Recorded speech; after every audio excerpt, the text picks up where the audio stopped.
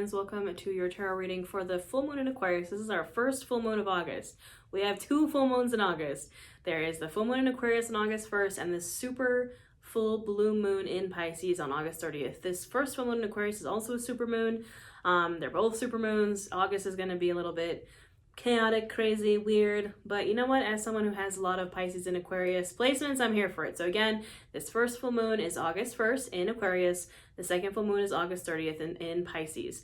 If you want tarot readings and yoga classes for both of those things, also the new moon in Leo right in the middle, hit that subscribe button, come join me. I put out full free yoga classes and tarot readings for all full moons and new moons. So, you know, my name is Natasha. I don't know if I said that already. We're going to do a reading for the full moon in Aquarius for the collective. What do I mean by the collective? If you're here, you're part of the collective. Congratulations. I set the intention that this finds who needs to hear this. I also do readings for every zodiac sign for every month. The August readings are about to go up on my YouTube channel, so subscribe for those. If you want a personal reading, I am offering 22% off for the entire month of August, actually starting today whenever this gets uploaded, so maybe the end of July, with the code BLUEMOON, all caps, no spaces, 22% off everything I offer for the month of August for that blue moon in Pisces at the end of the month. My personal readings, my witchcraft wellness courses, my witchcraft and wellness 30-day challenge. If you're a baby witch looking to get started on your witchcraft and wellness journey, 22% off. I will stop the shameless self-promotion now. We'll get into this. We're going to take a look at the past first. What was going on in the past, the month of July? What was happening for us? We're using the Way Home Tarot for the past. Collectively, what was going on? Daughter of Cups, Page of Cups. We love to see it. So in this deck, the pages are daughters. Again, the pages are the younger feminine energy of the suits. And when I say feminine or masculine, I don't mean gender, I just mean the energy. You can see here that in this deck, the Daughter of Cups is a dandelion with kind of water droplets on it, you know, that making a wish kind of energy. The Page of Cups, the Daughter of Cups, again, it's that young water energy. It's very flirty, very trusting of the emotions, you know, kind of leaning into your emotions, using your emotions to lead you to what you enjoy, if that makes sense. You know, a little bit of fun, flirty energy happening in July, doing things that you enjoy, filling your cup, maybe dating, maybe going out, doing things that like are fun, right? I took myself to see Terrifier. You know, I'm a giant horror movie fan, obviously. They re-released Terrifier in theaters and I went by myself, right? Like that's kind of like that Daughter of Cups energy. So for sure, we love to see it. What else was going on for the collective in July? The past leading up to August for this first blue moon, or no, this first moon, not the blue moon, in Aquarius, first full moon in Aquarius in August. Son of Pentacles, so Knight of Pentacles and Four of Pentacles. Yeah, it's like, even though we were kind of like, you know, doing our thing, having a good time, we were also really grounded. You know, I think the Son of Pentacles is the Knight of Pentacles. All knights are on a mission, and this is the slowest moving knight. And it's like, while we were, you know, we were kind of out having a good time, doing what makes us feel happy, because we're trying to take it slow. We're trying to get out of this Four of Pentacles, this scarcity mindset, this being too locked down, if that makes sense. Like the Four of Pentacles is like, you have your finances like on lock, but in a kind of a negative way. Like it's too much, it's scarce, right? It's scarcity mindset. And we don't want to be like that anymore. We want to have a good time, but we're trying to balance ourselves out with the Knight of Pentacles. We're trying to take it slow. Obviously, we're not going crazy. We don't want to like go waste all of our money, you know, but we're kind of trying to find that balance between work and play, right? All work and no play makes Jack a dull boy. Like we're trying to find the balance between work and play. And, you know, it kind of does feel like it's kind of going a little slow. It's very slow, steady, hard work energy. Slow and steady wins the race. But on the bright side, we're not forgetting to also take care of ourselves, of our mind, our emotions, you know, our happiness. So, you know, I like this energy. You know, the Four of Pentacles is not necessarily a bad energy. You know, if maybe you're having financial hardship, the Four of Pentacles is good to get your finances on a lock and key. But what does the scarcity mindset lead to? The Four of Pentacles leads to the Five of Pentacles, which is financial loss, You know, it's like lost in the physical realm, right?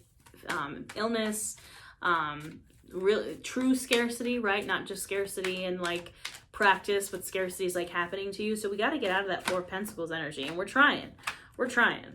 Slow and steady wins the race, friends. All right, is chaos mode not going to want to work for us? What else was happening in the past for the collective? Do one more shuffle, and then we'll pull the old-fashioned way. Six of Cups. Love it. Again, I feel this very heavy, also like inner child healing, but what I've been really leaning into is inner teenager healing. Six of Cups is nostalgia, inner child healing, the past.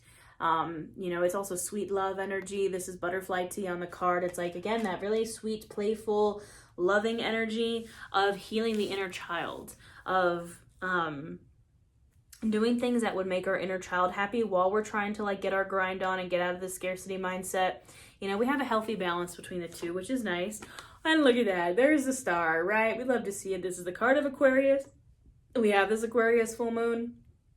The star comes after the tower.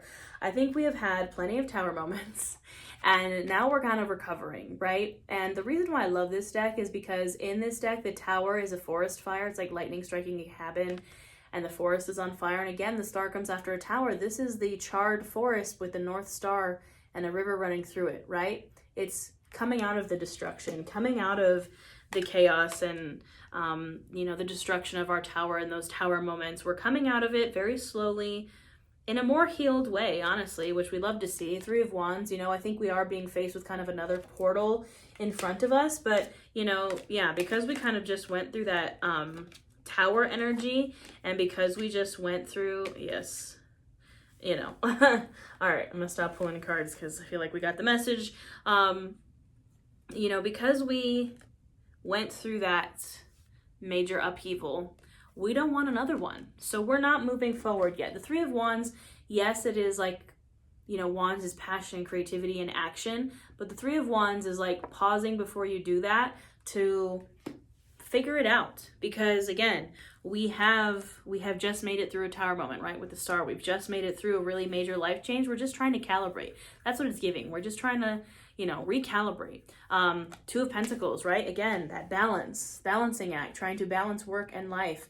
We're in this mode right now. We're not ready to move forward yet. We're not ready, you know, to go through that portal again. We need to rest. Four of Swords. Look at those little baby owls. They're so cute. They're resting. They're sleeping. Four of Swords is rest, meditation, healing. And the reason why we need this is because that tower moment was the closing of a cycle. We have the universe, also known as the world. It was a major cycle ending. And this is showing up astrologically as well. We just had the lunar nodes shift. So this only happens every 18-ish months. And think about where you were for the past 18 months since January of 2022. That energy has finally shifted. So that portal has closed. That past energy is closed. That cycle is closed. And we're not ready to move into a new one just yet because we're still healing from the last one, right? But, you know, we're ending here with the Son of Swords or the Knight of Swords. I think that perhaps we'll see what comes up in the present moment, but once we can fully close that cycle, once we can fully recover from that old cycle, we're gonna Son of Swords, Knight of Swords, just like take off into the next one. When we're ready, we will move through that portal, my friends. Do not do it before you're ready. Do not pass go. Do not collect $200. You know, a real world example of this, I was planning on moving to Salem literally at the end of August, but I just moved last year because my landlord sold the house I was renting. So I just had this massive move, and I still haven't even, like, my office that I'm sitting in here still isn't even unpacked from my last move. I don't know how I thought I was going to move again. So, you know, I had to be like, you know what? It's not the time. I'm not ready to go change my life and move 2,700 miles across the country after already having a major tower moment. Like, take your time, friends. Take your time. Do not move until you're ready. What's going on in the present? That was all in the past. Are we ready? Do we need to continue to kind of give it some time? What's going on in the present? under this full moon in Aquarius. Yes, the moon is right there, ready for us. This is the card of Pisces, but this is the vibe of August. It's going to be very weird. It's going to be very moon energy. Might be a little confusing, a little brain foggy, heavy on the subconscious. Yep. Absolutely.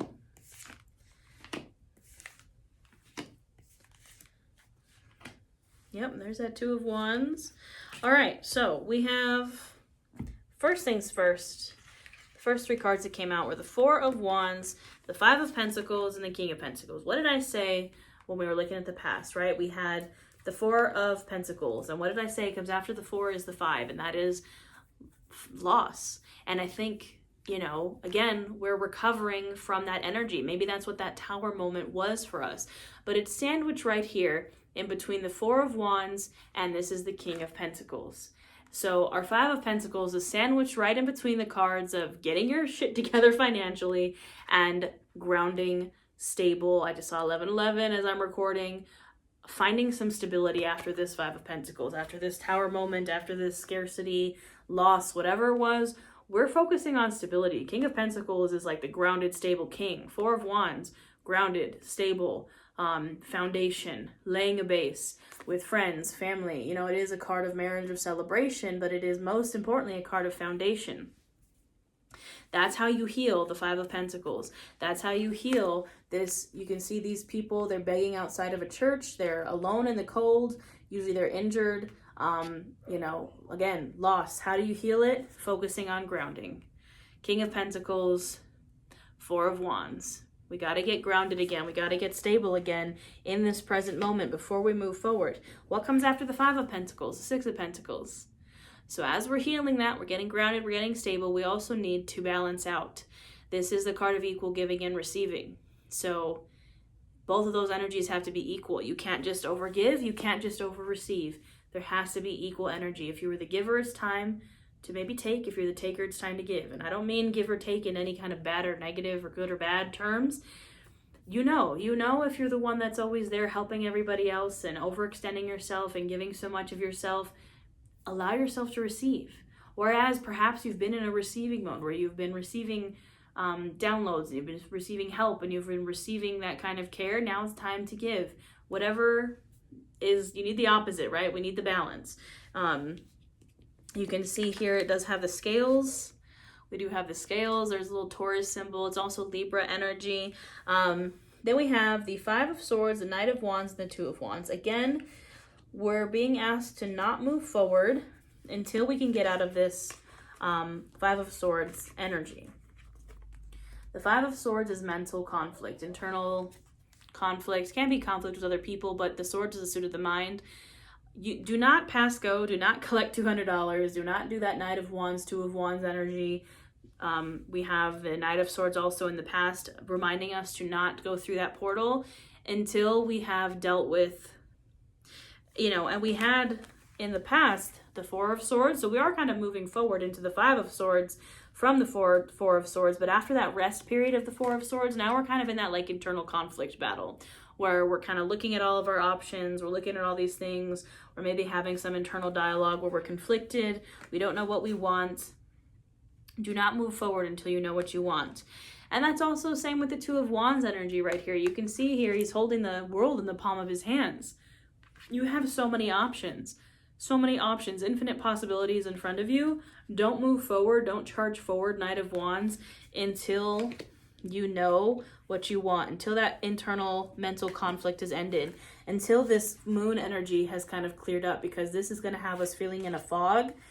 I would not recommend making any really major life changes now, especially with the full moons and Venus retrograde and a bunch of other retrogrades happening right now. Like, you know, we want to make sure we are sure before we move forward, especially as we're recovering from that Tower, Five of Pentacles energy. Now, this is the after tarot. What's going on in the future as we're moving through August? We got these double full moons. We got all these retrogrades happening over the summer. What are we looking forward to in the future? Eee, Queen of Pentacles almost wanted to come out.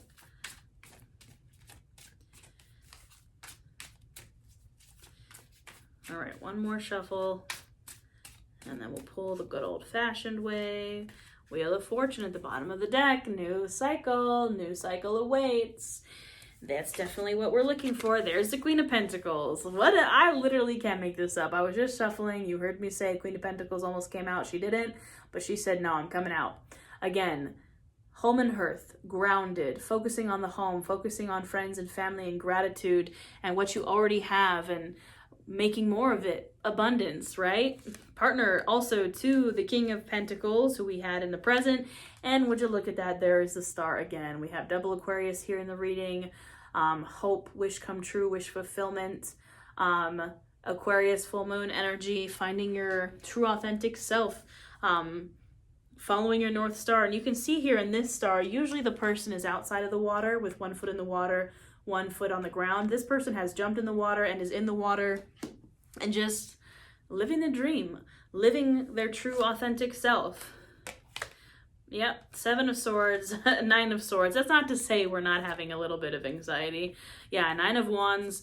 If anything, we are having anxiety about what to do in the future and the final countdown, like the final stretch. It's like when you're at I've run a couple half marathons in my time, and it's like when you're at those final few miles and it is just like, it is so bad. It is so terrible. That's the 9 of Wands energy. It's the final countdown, the last stretch. But you can see here, we have another person here. I have to sneeze, excuse me. Oh my goodness. Usually the 9 of Wands is only one person. We have 2 people here. You know, phone a friend, rely on a friend while you're kind of going through this energy. But 9 of Swords, traditionally the person is sleeping, waking up from a nightmare. But this 9 of Swords is fighting off those anxieties, those nightmares, those dragons. So I think we're just kind of going about things in a different way with the 7 of Swords.